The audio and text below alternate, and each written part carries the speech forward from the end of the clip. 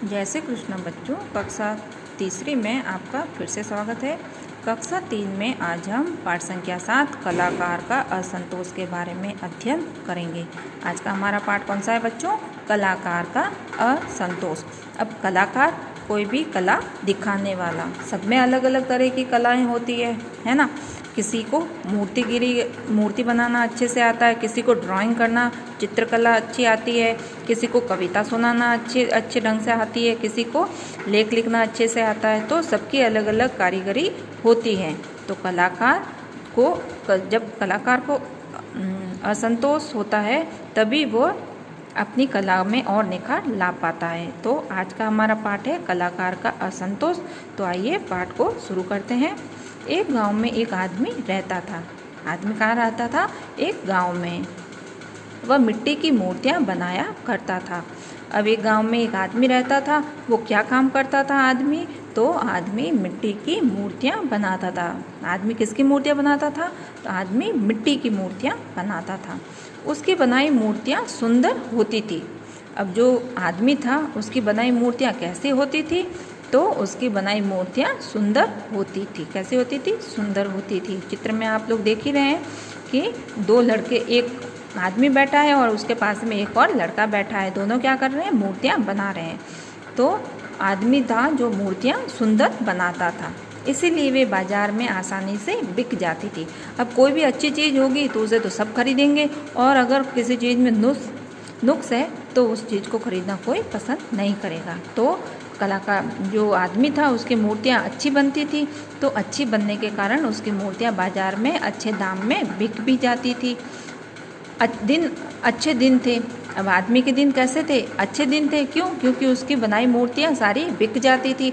अगर मूर्ति नहीं बिकती तो उसको मेहनत नहीं मिलती अपनी, और अगर मेहनत नहीं मिलती अपनी तो उसे पैसे नहीं मिलते और वो अपना घर खर्च नहीं चला सकता। तो उसके दिन कैसे थे? अच्छे दिन थे।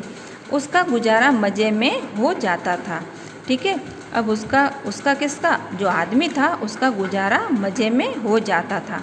क्यों? क्योंकि उसकी जो मूर्तियाँ थी वो सुंदर थी, और सुंदर मूर्ति होने के कारण बाज़ार में आसानी से बिक जाती थी और उसके दिन अच्छे से गुजर रहे थे। तो उसका गुजारा मज़े में हो जाता था, मतलब कोई परेशानी उसे नहीं आ रही थी। जब उसका लड़का बड़ा होने लगा तो बाप ने बेटे के हाथ में हुनर देखकर उसे भी मूर्ति बनाने का काम सिखा दिया। अब जो आदमी था उसका एक लड़का था। ठीक है। अब उस लड़के के हाथ में भी अपने पापा के जैसे ही, अपने बाप के जैसे ही कलाकारी का हुनर था। तो उस आदमी ने क्या करा कि बेटे को भी मूर्ति बनाने के काम में लगा दिया। तो बेटे को भी मूर्ति बनाना सिखा दिया। क्यों? क्योंकि बेटे को अगर पढ़ाई में मन होता तो बाप पढ़ाई में उसको अच्छे से करवा देता। मगर जब उसने देखा कि उस लड़के के हाथ में अच्छी कारीगरी है, अच्छा हुनर है मूर्ति बनाने का, वो मुझसे सुंदर मूर्ति बना देता है, तो उसने क्या किया? बेटे को भी मूर्ति बनाने का काम सिखा दिया। अब बाप और बेटा दोनों मूर्तियाँ बनाने लगे। अब पहले तो एक बाप ही बनाता था मूर्तियाँ, आदमी बनाता था, मगर अब बाप बेटा दोनों मिलके सुंदर मूर्तियाँ बनाने लगे। बेटे का हाथ बाप से ज़्यादा साफ था। अब बाप मूर्तियाँ बनाता था, अच्छी मूर्ति बनाता था, मगर बेटे की जो मूर्तियाँ थी वो बाप की मूर्ति से और ज़्यादा सुंदर थी और अच्छी कारीगरी बेटा करता था। वैसे भी नवयुवक होने के कारण वह अधिक चुस्त और फुर्तीला था। अब उसकी मूर्ति ज़्यादा साफ होने का क्या कारण था? एक तो वो जवान था, नवयुवक था और अधिक चुस्त और फुर्तीला था। अब बाप तो रोज़ एक ही काम कर करके क्या हो गया था? थक सा गया था, है ना।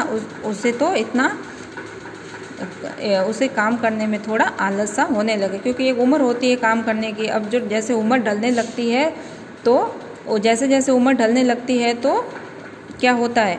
काम में थोड़ा कम मन लगने लगता है और काम भी धीमे हो जाता है। तो वैसे ही इसीलिए बच्चे के क्या था? बालक जो है नवयुवक था, और नवयुवक होने के कारण वो अधिक चुस्त और फुर्तीला था। उसमें बहुत अधिक फुर्ती थी, तो वो बाप से अधिक सुंदर मूर्ति बनाता था और ज़्यादा मूर्ति भी बनाता था। उसकी मूर्तियाँ बाप से अच्छी बनने लगी। बेटे की मूर्ति किससे अच्छी बनने लगी? अपने पापा से अच्छी मूर्तियाँ बनने लगी। शुरू में तो उसकी बनाई मूर्ति उसी दाम में बिकती थी। अब शुरू में तो जो बेटे की मूर्ति थी वो उसी दाम में बिकती थी जिस दाम में उसके पापा की मूर्ति बिकती थी, जिस दाम में बाप की। लेकिन बाप की झिड़कियाँ खाने के बाद और अधिक ध्यान से काम करने के कारण उसकी बनाई हुई मूर्तियाँ बाप की बनाई हुई मूर्तियों से अधिक दाम पर बिकने लगी। अब पहले तो क्या होता था, बच्चे की मूर्ति उसके जो पापा थे उसके पापा की मूर्ति के दाम में ही बिकती थी। पर धीरे धीरे क्या होने लगा, उसके जो लड़के के पापा थे, लड़के के बाप थे, वो क्या करते थे, बेटे को हर चीज़ में नुक्स निकालते रहते थे मूर्ति में कि इसके कान सही नहीं है, इसके हाथ सही नहीं है, इसका मुंह सही नहीं है, इसका नाक सही नहीं है, इसका कान सही नहीं है। ऐसे झिड़कियाँ मतलब डांट फटकार खाने के कारण लड़का क्या करने लगा, अधिक ध्यान से मूर्ति बनाने लगा, काम अधिक ध्यान से करने लगा, मन लगा के काम करने लगा। तो इसी कारण से उसकी बनाई हुई मूर्तियाँ बाप से अधिक दाम में बिकने लगी। बाप की मूर्ति बिकती 7 रुपये में तो बेटे की बिकती 10 रुपये में। अब कितना अंतर आ गया, 3 रुपये का अंतर हो गया। बाप की मूर्ति से बेटे की मूर्ति के 3 रुपये अधिक मिलने लगे। बाप की मूर्ति बिकती 7 रुपये में और बेटे की 10 रुपये में मूर्ति बिकना शुरू हो गई।